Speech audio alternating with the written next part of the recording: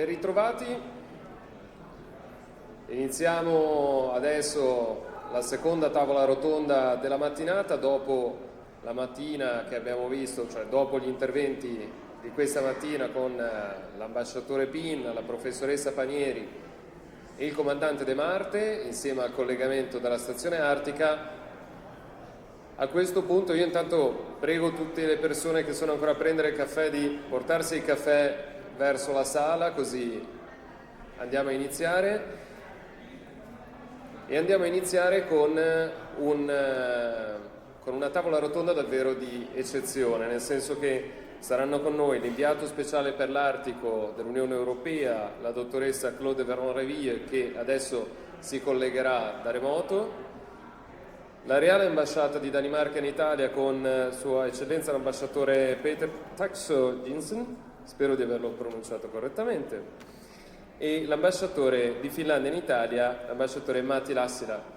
Quindi adesso andremo a vedere perché ci occupiamo di paesi nordici, nel senso che l'Artico intanto dovremmo dare una definizione di Artico, se vogliamo. Esistono tanti artici se parliamo lato climatico, lato scientifico, lato politico. Quali sono i confini dell'Artico? Quante persone vivono nell'Artico? Ci sono, come sappiamo, come molti di voi sanno anche meglio di me ovviamente, ci sono oltre 4 milioni di abitanti nell'Artico, eppure dipende molto da dove partiamo. È oltre il 66esimo parallelo? Dobbiamo considerare un pochino più giù considerando la politica, o più su ancora considerando soltanto la questione del ghiaccio marino? Ci sono tanti scenari e è veramente un nuovo mondo. Per scoprire questo nuovo mondo che si apre, iniziamo quindi con l'Unione Europea e i paesi nordici alla sfida del nuovo Artico e chiedo quindi alla regia di aprire il collegamento. Hello, Miss. Hello. Hello, we are very welcome. So I'm very happy, very honored to host you, Miss Claude Veron-Reville, who is the EU Special Envoy for the Arctic Affair.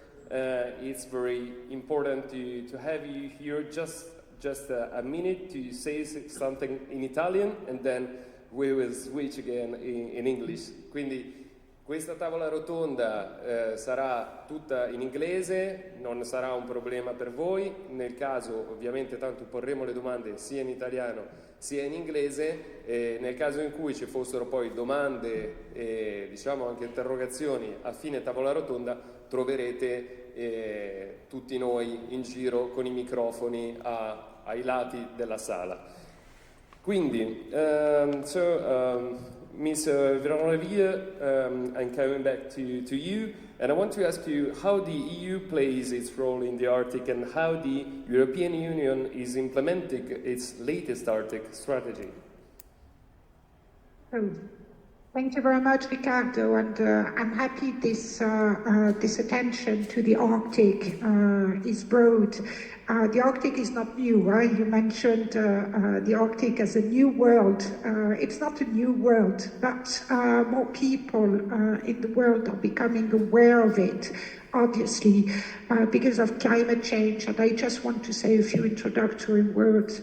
Because of climate change, and we all know that temperatures rise 3 to 4 times faster in the Arctic than in the rest of the world. Because of the external interest in resources in the Arctic, there are so many resources, Norway, Canada, the US, Greenland, because of the changing geopolitical and security dynamics that does not originate in the Arctic, but which is impacted. The Arctic is impacted by those changes. And it is important to say, if you mention how many people were living in the Arctic, it is important to not think only about the resources, but also about the local inhabitants, including indigenous people. Whatever happens in the Arctic matters for them and impact them. So with these few words of introduction, I want to recall that the EU has been looking at the Arctic for several years already, and we had several iterations of what we call a joint communication of the Commission and the High Representative. Currently, Mrs. Callas, it used to be Mrs. Mogherini, that I'm sure you know well. And the last joint communication dates back October 2021. And this is the baseline for the engagement of the EU for a safe, stable, sustainable and prosperous Arctic. And all those words count. They are very important. So one of the overwhelming issues, one of the overarching, issue for our policy is the recognition that climate change is the most comprehensive threat to the world and to the Arctic in particular. And another important element is that people, as I mentioned, not just resources matters, even though we recognize that the immense resources that are in the Arctic, the oil, the gas, even the coal, and the critical raw material that we heard a lot about recently, there are a chance, an opportunity for the region and for its people, but their exploitation, the way they are exploiting, can be a challenge for the regions as well. So sustainable development is at the heart of the approach of the EU whenever it comes to any economic development in the region. So sustainable development has also to be for the benefit of local population, including the young, including the women, including indigenous people. Another key element of our policy is international cooperation. Now, international cooperation in the Arctic has been shifting, to say the least, and it started, of course, to become very difficult with Russia invasion of Ukraine, which means that we cannot keep relations with Russia as we used to, and there is also the issue of China becoming more and more present in the Arctic. And there were issues recently related to Greenland. I won't delve into that. There may be questions, and we will look at that point. Another way the EU intervenes in the Arctic is through our legislation.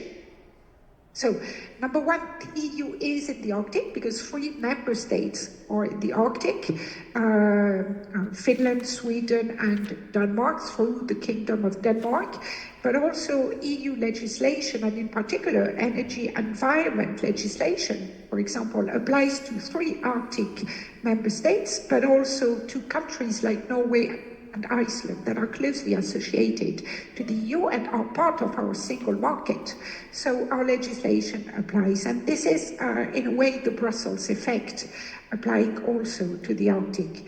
But also we have financial support for the Arctic through the cohesion policy that is very well funded, and we have Interreg programs which are transnational and cross-border. We have a program called Aurora and another one called Internal Northern Periphery Program. And there is a lot of attention to the North in this respect. And we have our research tool and our Earth observation tools that are very important. I want to cite Copernicus, because Copernicus is the most comprehensive and the most efficient Earth observation tool that exists for the Arctic, to the point that it is also recognized by other countries, including the US, as the most efficient tool for Earth observation and the most efficient tool for observing the environmental and climate change impact on the Arctic. So I wanted to mention these points, and I will be happy to reply to questions. Thank you very much. Thank you. Yes, you mentioned the innovative tools and also the satellites Copernicus system, and it's completely true. So it's also a way so how technology is impacting also the climate and the scientific approach. But at the same time, we have to say, look at the news. So the EU Council President Costa has said that the European Union will give Denmark full support against new US President Trump's threats. So how should we interpret these words in midterm? So thank you very much for this question, Ricardo. I mean, what the President of the Council, the European Council, Costa, said is that the EU would give its full support to the Kingdom of Denmark, so Denmark and Greenland, support to upholding the principles of the UN charters, and notably the principles of territorial integrity, sovereignty, and the inviolability of frontiers. It was also clear from a different statement from the EU that the fate of Greenland is in the hands of the Greenlanders. And there will be elections very soon in Greenland, 11th of March, and we all are waiting to see the result of those elections. And we've noted also that Greenland had taken some steps to minimize foreign interference in these elections by adopting some laws that limit foreign financing of political parties. Thank you, Ben. We have also to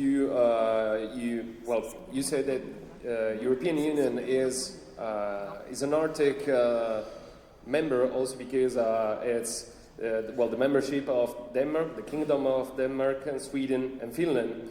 But Sweden and Finland has changed a lot in the last 2-3 years because of the NATO membership, of course. So how Sweden and Finland, as NATO member states, are a kind of milestone of a kind of political change for the European Union. So do you think that Sweden and Finland mean something also for the European Union role in the Arctic?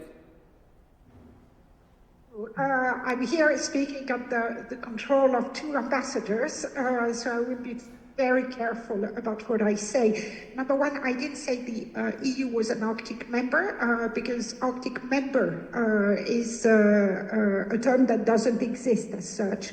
You can be a member of the Arctic Council, which the EU is not. The EU is a de facto observer to the Arctic Council. I've said the EU is in the Arctic in a way through, by virtue of 3 of its member states, and its laws apply to important part of the Arctic region. Now, Sweden and Finland joined NATO, and I will leave it to the ambassadors to expand on that. My understanding was that it was a response to Russia invasion of Ukraine. And again, what happens in the Arctic, the fact that it is, according to many Arctic states, the Arctic is no longer an area of low tension, doesn't mean that the Arctic is an area of conflict. It's very important to highlight this element. Number 2, matters of hard security are in the hands of member states and of NATO, so I will leave it to the 2 ambassadors to speak about that. But I want, however, to seize this opportunity to highlight that last Friday, the Commission and the High Representative issued a new joint communication, not about the Arctic, but about strengthening the security and resilience of submarine cables. It's a very important joint communication that I would invite you to read. It doesn't name the Arctic. It talks about different sea basin or ocean basin, and among them prominently the Baltic Sea Basin, which would be used as a test case. And it is very important because it means that the EU has decided to take action to take those saboteurs and under responsibility to be able to action sanctions, but also to shoulder member states and other organizations in their attempt to deter, to repair any sabotage on cables. This is a threat that is coming, that is absolutely extremely clear in the Baltic Sea, but that could also at some point impact the Arctic. Thank you so much. Also because we are going to talk about the load of the seas, and so the seabed and underwater dimension also in the afternoon with the other roundtables here in the auditorium, and so in the B2B sessions in Sala and Beni. So if you want to stay with us for the rest of the roundtable, of course we are completely honored, so please, you choose. But first of all, I want to thank also the ambassador of the Kingdom of Denmark and Italy, the Ambassador Peter Taksøe-Jensen. I want to first say the question in Italian and then in English. Andiamo a parlare quindi, come diceva adesso giustamente l'inviata speciale dell'Unione Europea per l'Artico, anche di attualità, perché non vogliamo girarci intorno e perché non possiamo girarci intorno, insomma non ci nascondiamo dietro a un dito. Ci sono tanti scenari, l'eccezionalismo artico, come è stato detto giustamente anche questa mattina dall'inviato speciale Agostino Pinna, rischia di essere ormai qualcosa totalmente del passato, ma lo vedremo nel corso dei prossimi mesi, semplicemente, ecco, non ci saranno diciamo questioni incredibili da aspettare. La prima domanda per l'ambasciatore danese è la seguente. La recente elezione del presidente Trump ha portato sulle prime pagine dei giornali la questione groenlandese, lo abbiamo visto tutti. Quindi quanto è importante l'isola per la Danimarca e come viene gestita questa dinamica politica internazionale vista l'intenzione statunitense, diciamo, di controllare l'isola? Qui un piccolissimo inciso.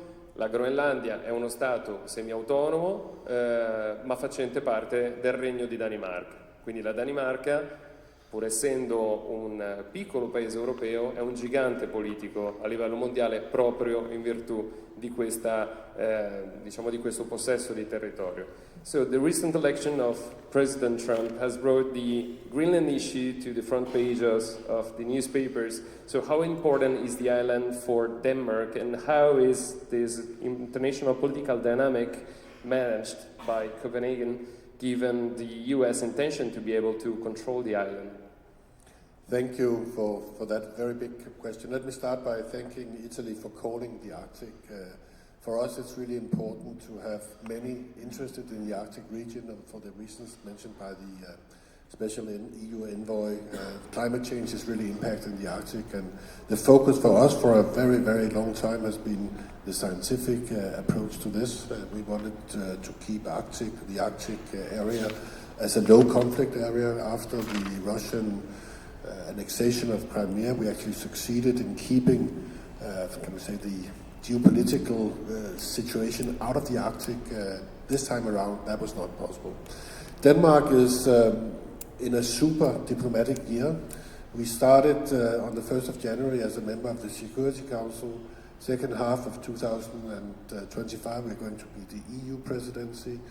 We are chairing the Nordic-Baltic group, and then we're taking over the Arctic Council as well. So Copenhagen was planning for all these things, and then suddenly there was a president in the US that raised his hands and said he wanted a piece of our territory. And of course that was something that, can we say, changed our focus a little bit in Copenhagen, to be very frank. And I'll come back a little bit to this, but maybe just touch a bit upon the question you also asked: why is Greenland so important for Denmark? I mean, we have historically been controlling Greenland since the 14th century. Together with Norway, we were a double kingdom at the time. In 1721, we colonized Greenland, and they stayed as a colony until 1953. At the time, we integrated Greenland into the Danish realm, together with the Faroe Islands, and the Greenlandic people got the same rights and obligations as any other Danish citizen. Since then, we have moved to try to accommodate the wish of the Greenlandic part of our realm, and also the Faroese part of our realm, to give them first home rule and then self-rule. And this means that the Greenlanders have the right to take over all different kinds of policies that they want to conduct, except for two things, or maybe three. First of all, foreign policy. Secondly, defense policy. And then, of course, the Danish krone is the currency that is used in Greenland. And we have the Danish king as the king of Greenland as well. So, as was mentioned, we have elections in Greenland soon, and there's a push for Greenlandic independence. The Danish government have said, and we mean this, that if the Greenlanders decide that they want to become independent, it's for the Greenlanders to decide. And I think they realize that as well. So this is not something that we can decide in Copenhagen, or that cannot be decided in Washington either. It has to be decided in Nuuk in Greenland.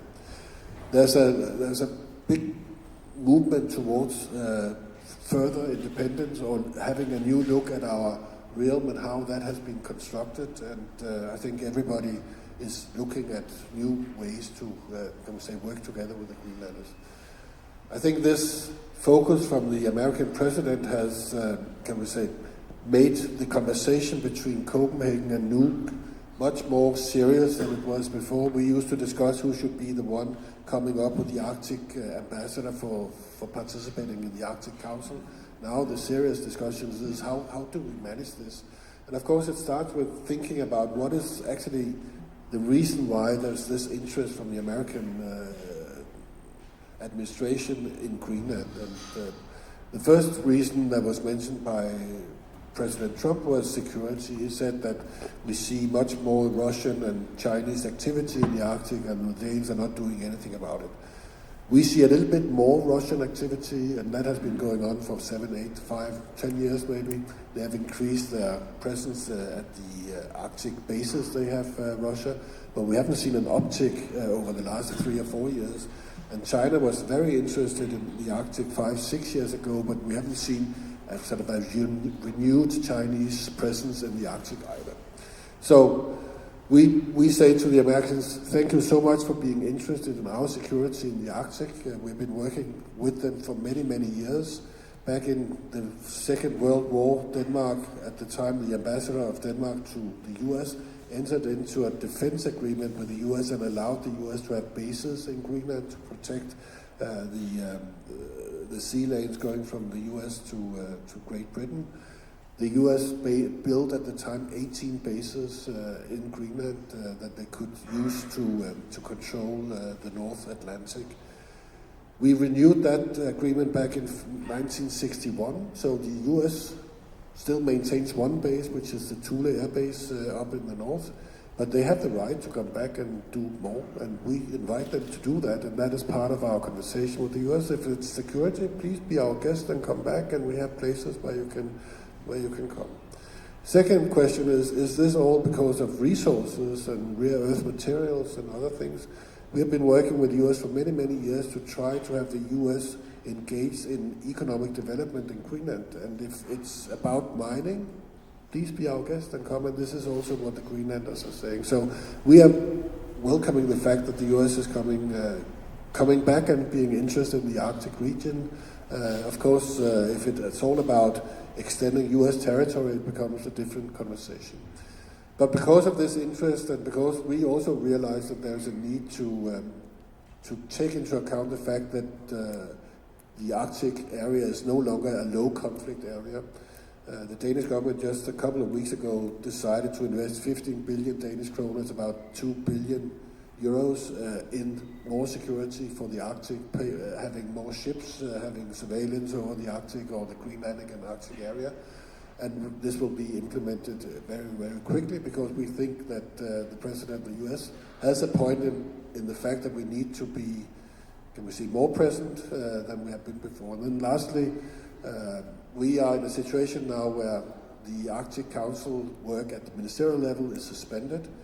we hope to continue what Norway has been doing for a long time to be able to have work being conducted in the working group, because it's very important scientific work that is being done there. Now, since Sweden and Finland became members of NATO, we're actually 7 out of 8 Arctic Council members who are members of NATO as well. So that also creates, can man say, a new situation in the Arctic that was not there before. Thank you. So you think that the American interest about Greenland is also paradoxically a kind of bridge between Copenhagen and Nuuk, a new occasion to strengthen the idea to have something together and not separated? I can say for sure that these statements from the American president, especially the statement that he didn't rule out using economic coercion or other tools to get control over Greenland, has really pushed Copenhagen and Nuuk much closer together. We are really now in serious conversations about how to manage this. I think Copenhagen and my Prime Minister has been out stating that the future of Greenland is for the Greenlanders to decide. The Greenlandic Premier has said Greenland is for the Greenlanders and we decide for ourselves. We want to have independence of some states and we will not want to be part of the US. Thank you. So I have the first question for Mr. Ambassador Lassila, and then I'll be back to you, Mr. Ambassador, too. And so, parliamo appunto di sicurezza anche qua, proprio per non nasconderci dietro un dito. Sappiamo che appunto l'Artico è stata un'area di grandissimo processo di cooperazione scientifica, diplomatica e via dicendo. Cambia il mondo e rapidamente cambiano anche le condizioni. L'Arctic Council è il foro internazionale, per chi ovviamente ribadisco cose che sappiamo, però lo ribadisco ancora, l'Arctic Council è il foro internazionale di collaborazione e di lavoro tra le varie nazioni artiche e non artiche. L'Italia, appunto, è stato già detto questa mattina, è membro osservatore dell'Arctic Council dal 2013 e quindi abbiamo 5 paesi costieri, 8 paesi artici, tra cui appunto anche Finlandia, Svezia e Islanda, e poi tanti altri paesi, tra cui appunto anche il nostro membro osservatore. Che cosa fa l'Arctic Council? Non può di fatto legiferare e scegliere, soprattutto in determinate materie, tanto più di sicurezza e di difesa, ovviamente, però dà un sacco, diciamo, di pareri molto pratici e soprattutto fa tanta cooperazione, sotto tanti punti di vista.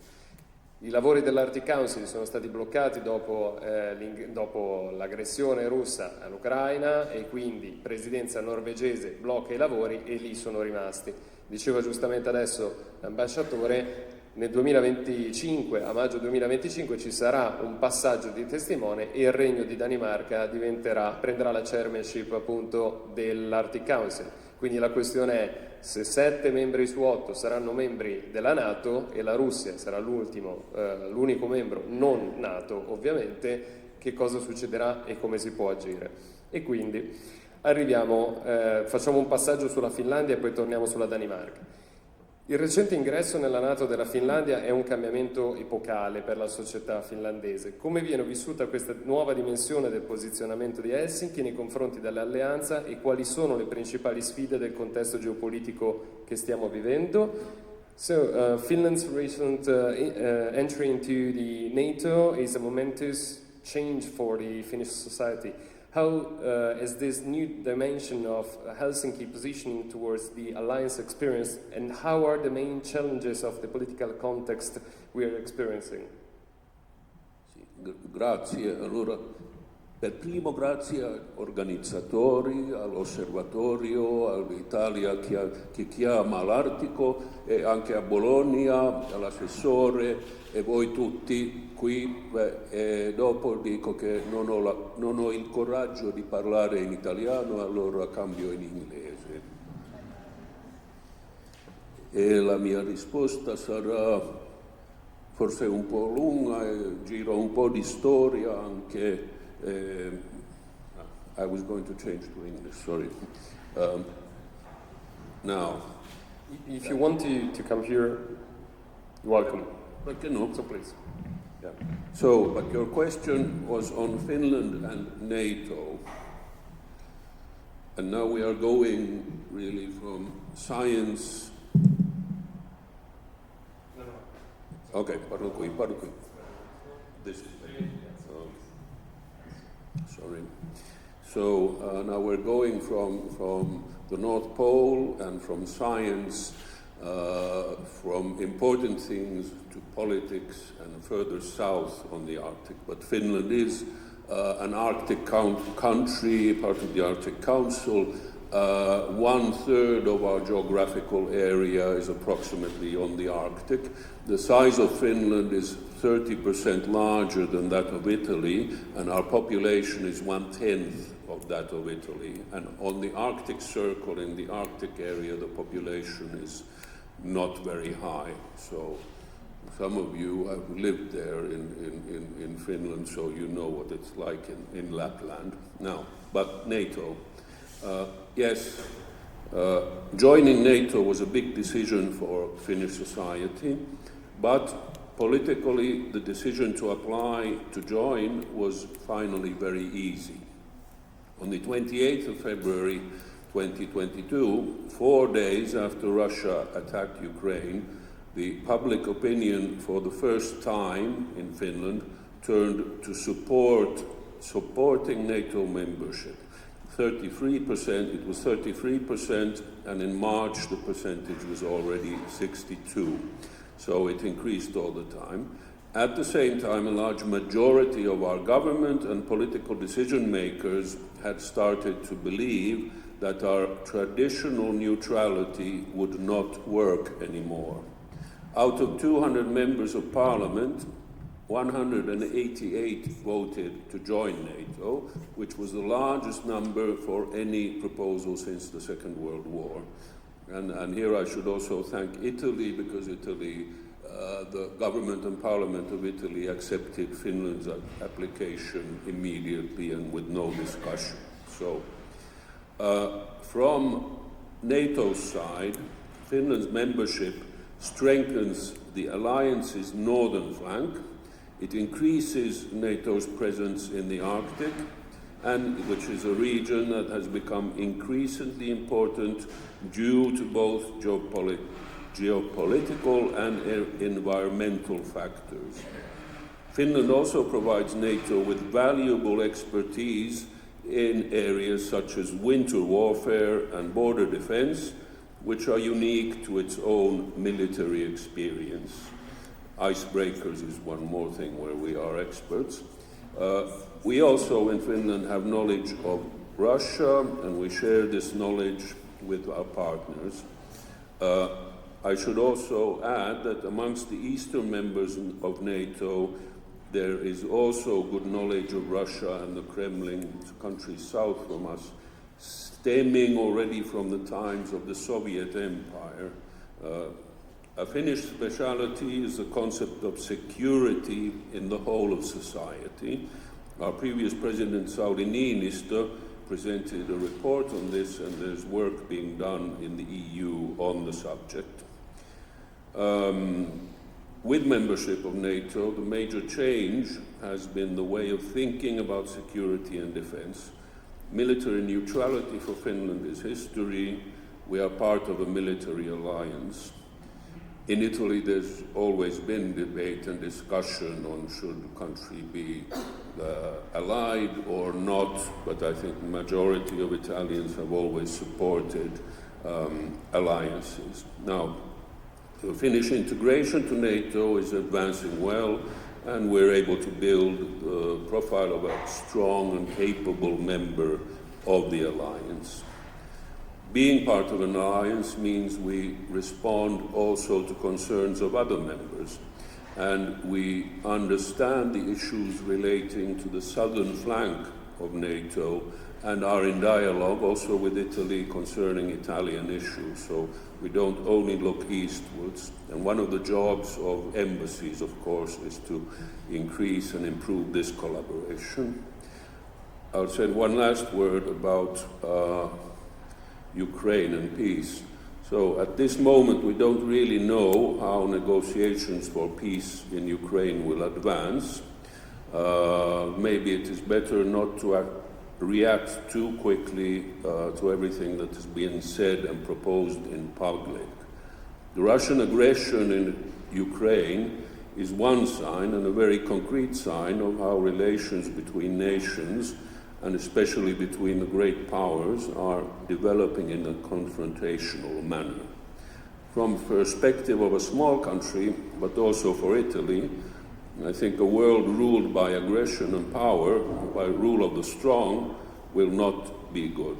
If we look at the history since Second World War, both our countries, Italy and Finland, have enjoyed extremely good economic growth and stability in society. And the reasons for this have been connections, trade, economic relations between nations, stability with no wars. This was even during the Cold War. So, coming back to the Arctic, I hope stability does not decrease in Europe or in the northern parts of our world, and I'll finish there.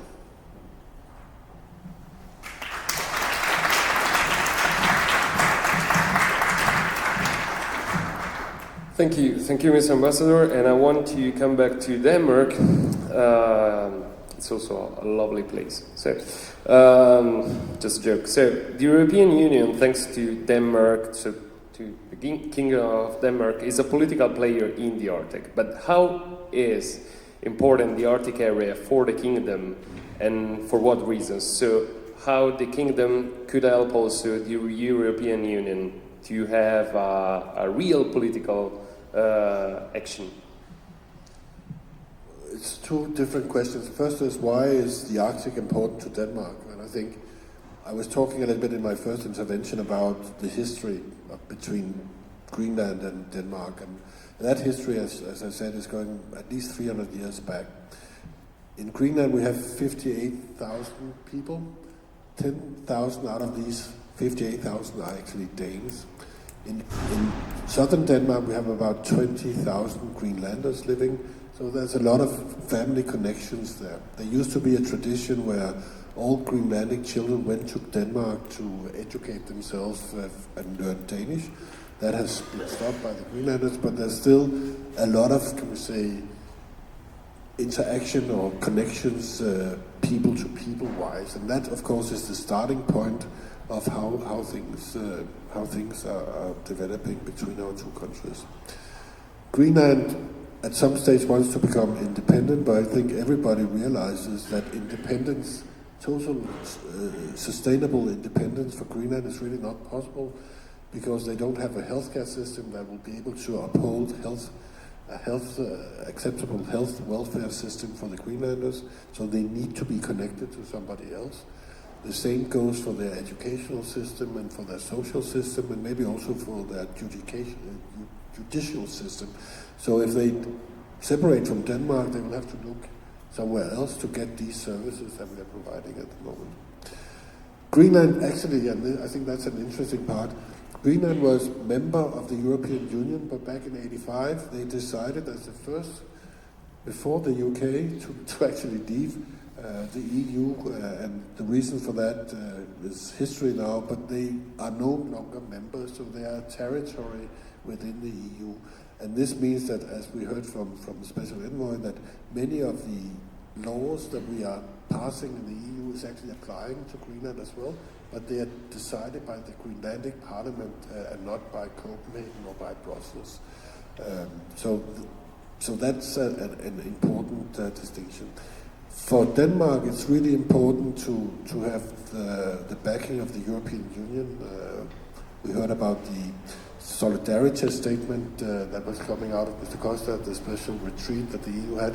For us, it's really important not to be alone when there is challenges to our territorial integrity, and I know the Greenlanders also really appreciate the fact that we're not home alone in that context and situation. We have the EU backing us. And science and climate change, of course, is the first thing, because everything what is changing. We have heard this morning by Professor Giuliana Panieri, the impact of climate change is between 2 and 4 times more exposed in the Arctic. So how climate change and how the scientific approach could solve maybe also some issues about politics? Because if cooperation and scientific diplomacy has been so hard in the past decades, do you think both, so Mr. Ambassador Lassila and so Taksøe-Jensen, do you think that scientific approach and diplomacy could be also a key to resist to the military affairs? Good question, but very difficult. So, thank you. But in diplomacy, of course, we always try to be there before the armies are there, but it doesn't always work, and diplomacy does not always resolve things. So I think there needs to be the willingness, the goodwill from different political decision makers, rulers, to collaborate. And before that, you will not have diplomacy, and you will not have scientific solutions to issues concerning the Arctic. But this is not just the Arctic, it's the whole climate change and everywhere, not just in the northern parts of our globe. So your question is very difficult, and how are we able to everybody work together, all countries to work together towards resolving climate-related issues? The globe has been able to do things before, countries have been able to do things before, but in today's very unstable political relations, I wonder, is there interest to do that? And this question I can pass to my colleague. A very Italian solution. Thank you. I'll pass it to our MC then. No, I think for us, it starts with governance. We are going to take over the chairmanship of the Arctic Council, and we continue a lot of the work that has been done by the Norwegian presidential chairmanship.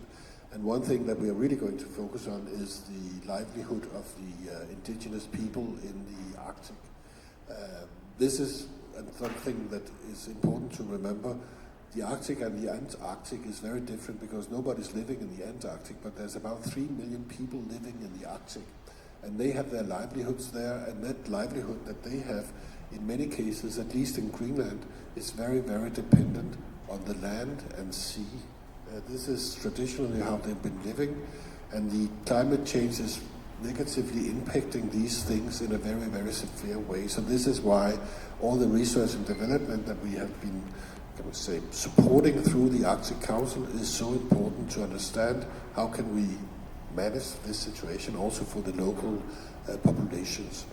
Secondly, I think for us, at least in Denmark, we hope that we can sort of get the best out of both situations, because now, as I told you, we're going to upgrade some of our military presence there. This also means satellites and surveillance.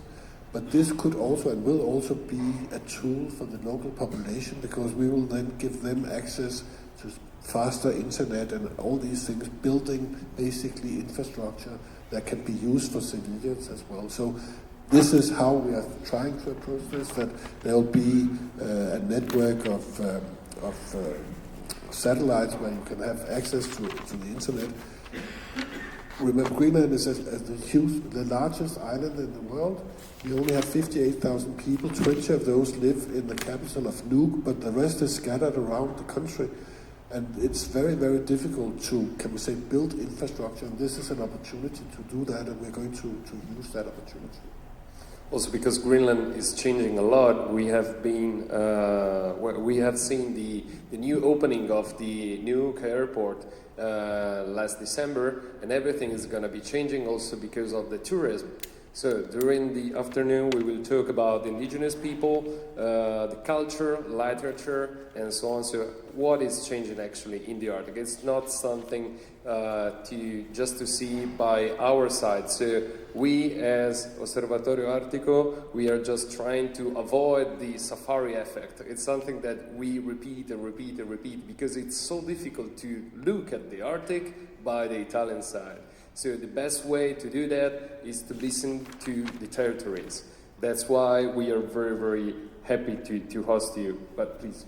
Just a comment, this is very important that 5-6 years ago the Danish government actually decided to support economically the construction of 4 airports in Greenland that will take long-haul aircraft. In the old days, until November actually, you had to go to Söderström, which is in the south, and then change to a smaller airplane and travel to Nuuk or Ilulissat and other places. Now in November, this new airport opened in Nuuk, which takes long-haul aircraft. And of course, we didn't expect the first aircraft, one of the first, to be Mr. Trump's airplane that arrived, but that's how life is. No, but just saying this is going to be an extremely important part of economic development for Greenland. Of course, they also need to build hotels and many other things, but this will open up Greenland for tourism and so forth. It will take some time, but this infrastructure is going to be very important. And I have a question about tourism, but also about economics. First in Italian, sorry. Nel 2019, anzi nel 2021, durante il nostro primo festival di Italia chiama Artico, che trovate tutto online sui nostri canali YouTube, avevamo avuto il piacere di ospitare una giornalista norvegese di Oslo che si era trasferita alle Svalbard, parliamo del 2021, e lei ci raccontò che pre-Covid il problema, la questione del turismo era una questione molto seria. Alle Svalbard, che è un arcipelago estremamente particolare, dove non esiste vegetazione, dove non esistono i servizi di base, sbarcarono nel 2019 30.000 crocieristi.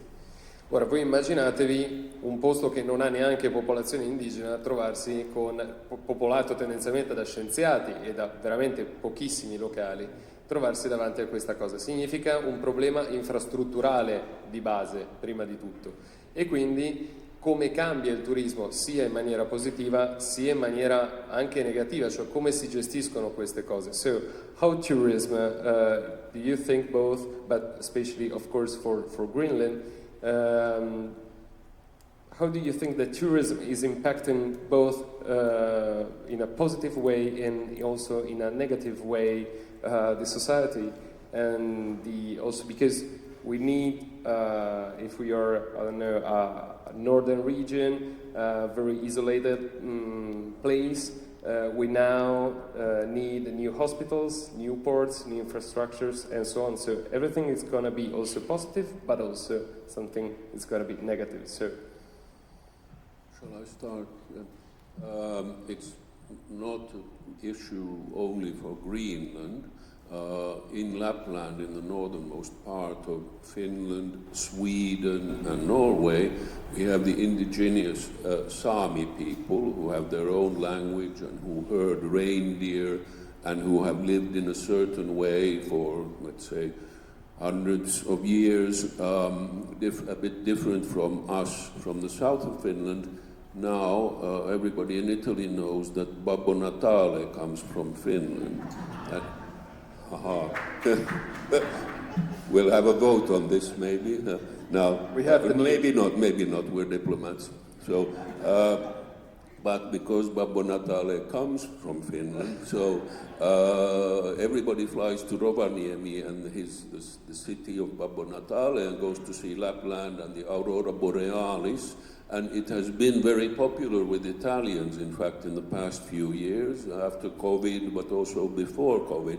And the airports there are getting sort of blocked and stuck, and then you don't have accommodation. It does affect the Sami and the herding of reindeer, but not to a very large extent at the moment. But if it increases, of course, we have the limits of the airports and we have many other sort of limits of hotel rooms and so on. And if you compare to, I don't know, Firenze or Rome, where everything is full of tourists all the time, so the problems are not on that level. But I do see it increasing, and I do see once a place becomes better known and more known, and globally we are so many people nowadays, and so many people who can afford to travel and who will travel. So I don't see this problem going away, except if Babbo Natale moves to green. We could have a long legal dispute about this, but I'm not going there. No, I think maybe starting by noting the fact that in Danish we have a saying, there's nothing so bad it's not good for something. And this means that when we have climate change, of course, it's bad in many, many ways. But the good thing about this in the Arctic is it actually also opens up the Arctic and creates new opportunities. And this is what we are seeing now, that it becomes more accessible. This is why people actually start talking about maybe we should have tourism and so forth. That would not be on the agenda 25 years ago, I can tell you. So that's an opportunity. And I take your bait and say, but it's also a challenge, because, I mean, this means that we can create new ways to create livelihoods and economic growth in Greenland. This is, of course, positive, but it also impacts, can we say, the life of the local population, the indigenous people, who many of them are used to living off the land, go catch a seal or whales, as they still do in Greenland, or go hunting. And all these things, every time the Arctic opens more up, that impacts, can we say, the local way of life. Of course, for Denmark, we are paying about 6 billion Danish kroner, so a little less than 1 billion euros a year in contribution to Greenland, direct money. And we don't mind doing that, but of course there's a negative impact for Greenland, because they want to become independent, and as long as they get money from us, it's a problem. So therefore, tourism is one of the solutions that I think they see on their road to independence, that they can become economic independent from us, which we think is fine if they can. So that's sort of the dilemma that they are facing, that they want to have their own life, but they also need to engage in new areas of activity, in tourism, and many other things as well. And then, of course, the infrastructure is not there yet. We need to have Wi-Fi. I think that can be established quite soon. We also need to build many more hotels and so forth, but that, I think, is also being done. I have the last question for you both, and then voglio anche dire a tutti voi in platea che se avete ovviamente una domanda per gli ambasciatori alzate la mano e qualcuno di noi vi porterà un microfono. So the last question for you both is, what do you think that Italy and the Great North could be more linked by economics? I mean, do you think there are some industrial segments or industries which could be a new innovative way to link Finland and Denmark to Italy? On the Finnish side, just one example, which has a little bit maybe to do with Arctic or at least maritime issues, is the Prysmian cable factory they have built in Finland, or they have bought in Finland. Prysmian is ex-Pirelli, and Nokia is also a sort of tire manufacturer which started from rubber boots and so on 100 years ago and grew to making telephones and today networks which go around here in the air everywhere. So Prysmian ex-Pirelli bought Nokia cable manufacturing, and they're developing and making world-class new cables to transport electricity from windmills which are being built on the North Sea off Denmark, I think, and they will be transported, I don't know, up the Baltic Sea, into Germany, into Denmark, many places. So this is part of a collaboration sort of between two companies which have similar technological engineering experience and history. We have other examples of Italian-Finnish economic collaboration. I won't go into that in very much detail, won't go in detail. Our trade is about 2.5 billion euros, Finland and Italy, both ways yearly. So, I mean, in totality, 5 billion, which is quite little, taking into account that Italy is the third largest economy in Europe. So, again, one thing which our embassy tries to work on. Now, if you look at the area of Arctic technology, which needs very high-class, reliable, functioning things, such as up there in the north when you're at the base, so everything needs to work very well. We in Finland have expertise, I think, experience and expertise on many technologies on which we work, and I think we already work together with Italian colleagues in the scientific field, in the university field, in administration, and also our navies, coast guards, militaries work together, but there is always scope to sviluppare even more, and that's one of the things where we continue working. Now I pass to Denmark. Thank you, and I'll go down the same road. I mean, Italy, an Italian company built the Danish Copenhagen's metro. You are doing a lot in terms of infrastructure projects. I'm not saying Nuuk needs a metro, but I think there's a lot of expertise that Italian companies have that could come to use when we have to, or the Greenlanders have to develop the infrastructure in Greenland. So that's one thing.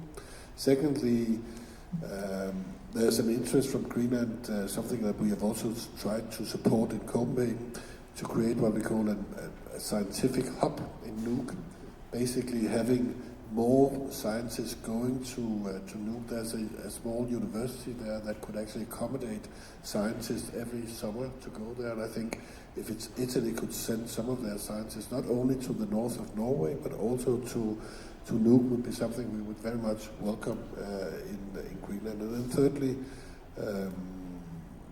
that as part of this as well, Greenlanders want to also go abroad to study, and maybe they could come to Italy as well, and if we could have exchange programs in that context would be very useful. And then, of course, finally, we hope that some Italians will also enjoy Greenland and go and see how beautiful the country it is. So tourism could also be an area of that could strengthen the relations between Greenland and Italy. So I would like to continue for hours, but I think that, however, se ci sono domande dal pubblico, se avete domande, c'è una domanda laggiù, 2 domande, benissimo, quindi chiedo ai miei colleghi, vi do questo.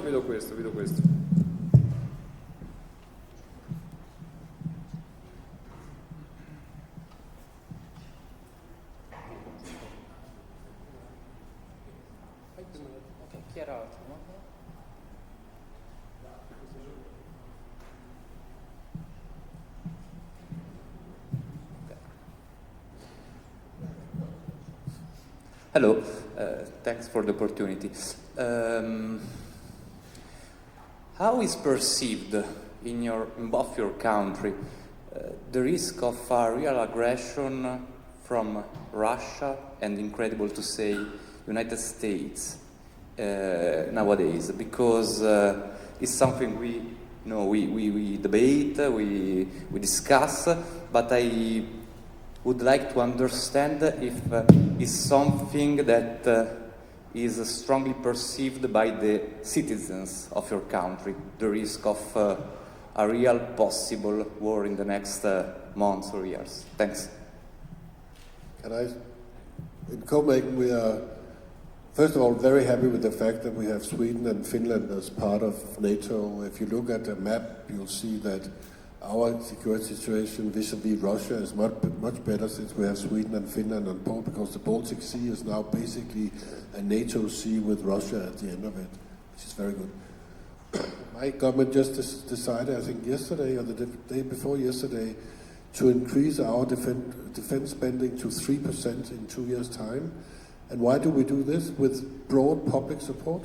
Because we really think there's a big risk that whatever comes out of the negotiations to settle the war in Ukraine, and hopefully that can be done in a way that will create a sustainable peace in Ukraine.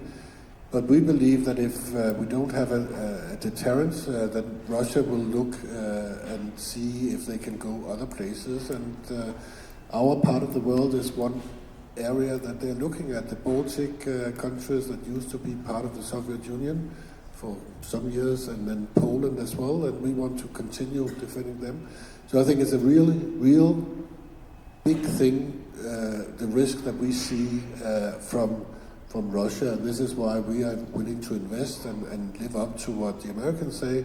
We actually fully appreciate the fact that having free or cheap security from the US for many years, and it's time for Europe to take care of our own situation, and we're willing to do that because we think that without security the rest is really nonsense, and we need to be able to ensure that Russia will not interfere one way or the other in our livelihoods. And continuing from that, I think there is a real risk of Russian activities against European nations if the Russian war, Russian aggression in Ukraine ends in a way that Russia feels it has won something and that it can move ahead.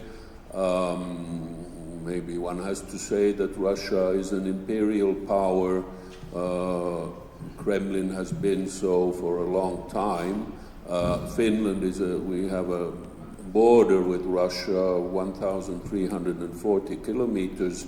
This has been so since our independence, and even before that, when we were a part of Sweden and then a part of Russia, or a Grand Duchy of Russia. So we in Finland, we like to say that we know our Russian neighbors well. And one point or one example here is that when the Cold War ended, most everybody started decreasing their militaries, their armies, and their defense budgets. Finland kept hers, and we kept conscription, and we even increased to voluntary conscription for women, and we bought F-18s at the time, and now just before Russia started its aggression against Ukraine, we upgraded the F-18s to F-35s, which was a very big investment, and in fact we're over 2% and we'll be going further. So this maybe shows you how we feel about Russia and our Russian neighbors. Are we afraid that Russia would attack Finland next? No, we're not afraid. I think we're seriously minded people in general, so we're prepared, but we don't think Finland will be a place where the Russians want to attack. But one reason for this is that we are well armed, if you will. Can I just add two things? First of all, I think we also need to acknowledge that we are already under some kind of attack from Russia in the cyberspace. And we also see in the Baltic Sea, damage to infrastructure, cables and so forth. And I don't think you need to think long to understand that this is also instigated by Russia. So we are already sort of in the shadow boxing with Russia.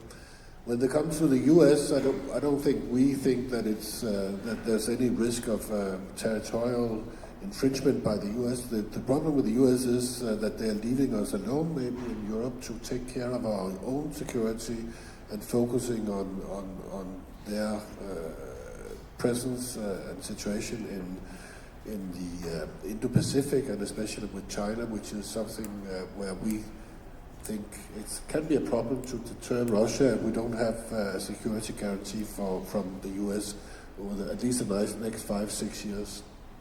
It's very interesting about these things, these issues, the work of the Hybrid Center of Excellence for the Hybrid Threats of the NATO Center of Helsinki, because we have done some interviews with them, and it's very interesting because hybrid threats, it's whatever. So, c'era una seconda domanda, poi andiamo rapidamente verso la terza e andiamo verso il pranzo. Prego. Hi, I have a question for the Denmark ambassador in particular. So I just wanted to say that the exploitation of mineral resources in Greenland is particularly difficult because of the lack of infrastructure and also because of the lack of personnel in Greenland. And I just wanted to ask, how would Greenland and Denmark tackle the lack of formed personnel in the region, and how would the potential immigration from foreign states influence Greenland's population? Thank you. That's a very good question, and this is more for the Greenlanders to decide because they have the right to their own resources, and they actually have had a long debate about how to extort some of the resources. There was an Australian company, which was really also a Chinese company, who wanted to do mining in Greenland, and I think the Greenlanders realized that there was a risk that the Greenlandic economy would not benefit much because it would be this usual way that China does work abroad, that they would send Chinese workers and so forth, and this is not something that is really acceptable or appreciated by Greenland. They really are very much aware of this. And yes, you are very right that there's a lot of rare earth materials and other things, but it's not easy for two reasons. One is the lack of infrastructure, as you say. The second thing is it's very cold most of the year, so it's also difficult to extract it most of the year. So this is why I think it will take some time before people start doing that.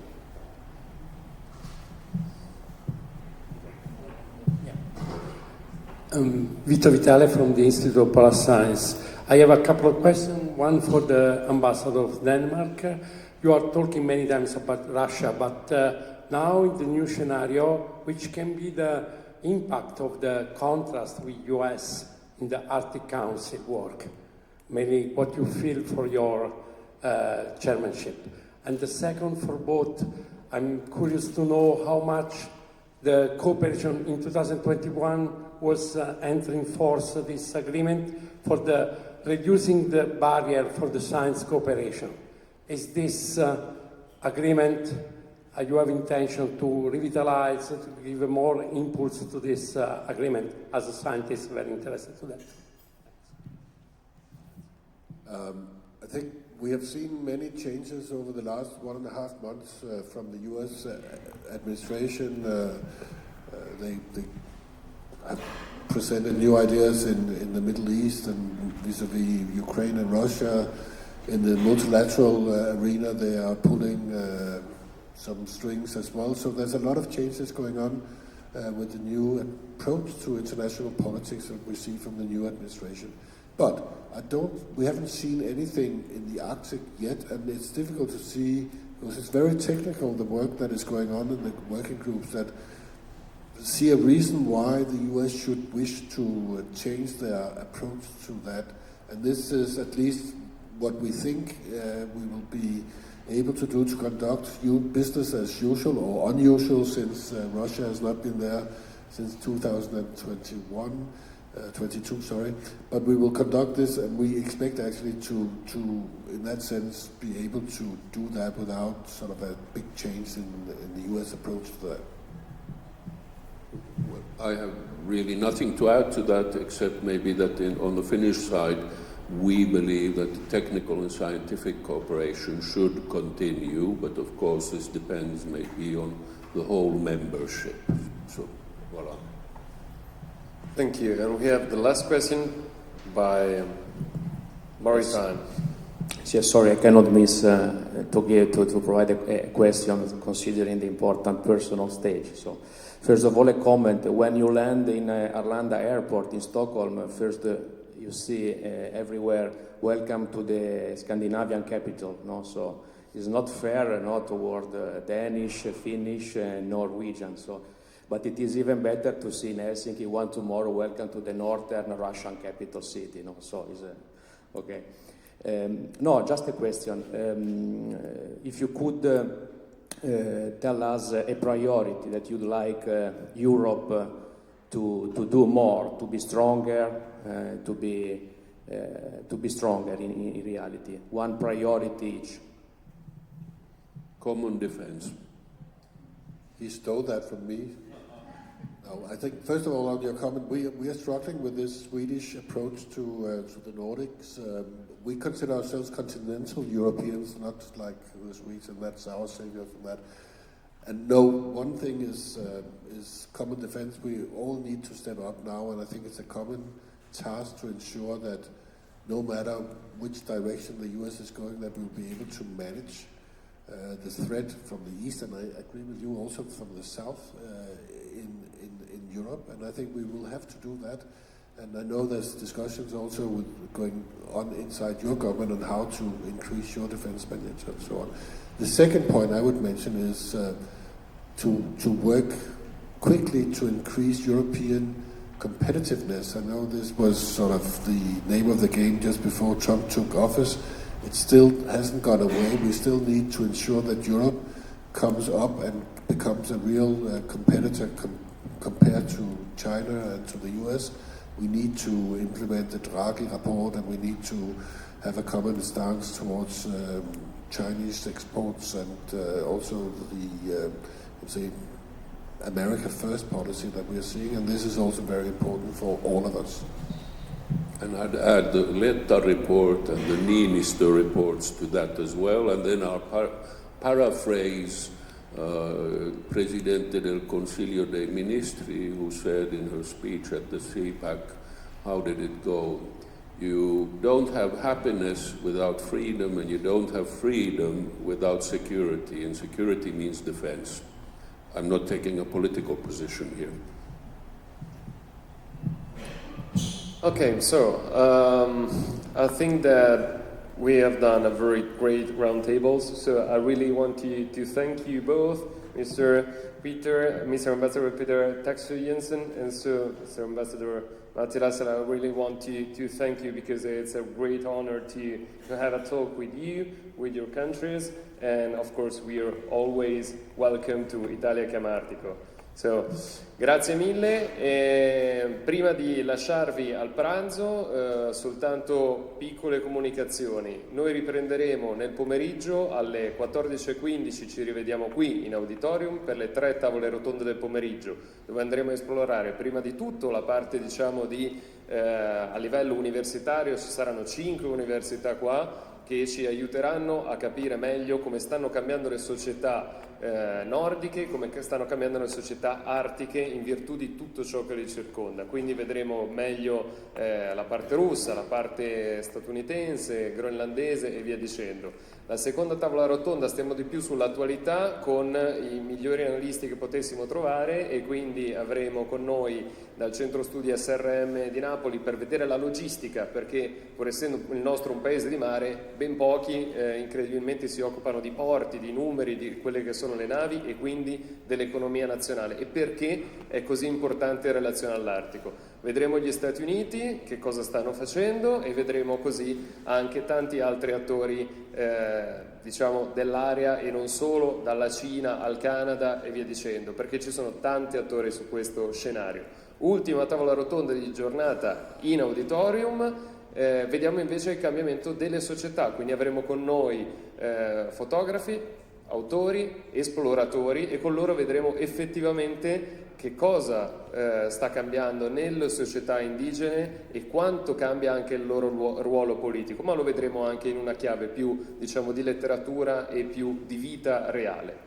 Viceversa, nel pomeriggio, sempre dalle 14:30, sessione parallela, più lato industrie, aziende, e quindi quello che cambia da un punto di vista anche di business. Lo faremo insieme agli amici dell'Istituto Affari Internazionali di Roma, lo IAI, che per il secondo anno diciamo, ci dà una mano sulla parte di organizzazione, e per noi ovviamente un grande onore. Per questa sessione B2B invece vi invito a salire al piano di sopra, troverete i miei colleghi che vi indicheranno la strada verso Palazzo d'Accursio. Lì invece avremo 2 sessioni più stile, diciamo, TEDx. In 8 minuti le aziende ci dovranno dire per quale motivo sono qua e per quale motivo ha senso che esista una piattaforma per fare davvero un forte network. Per questo siamo qui, io vi ringrazio, vi invito al pranzo offerto dai nostri sponsor, cioè Alfa Laval, Assarmatori, Reale, Scenario, Ireos e Mast SRL, e ringrazio davvero di cuore i 2 ambasciatori. Grazie a tutti e ci vediamo più tardi.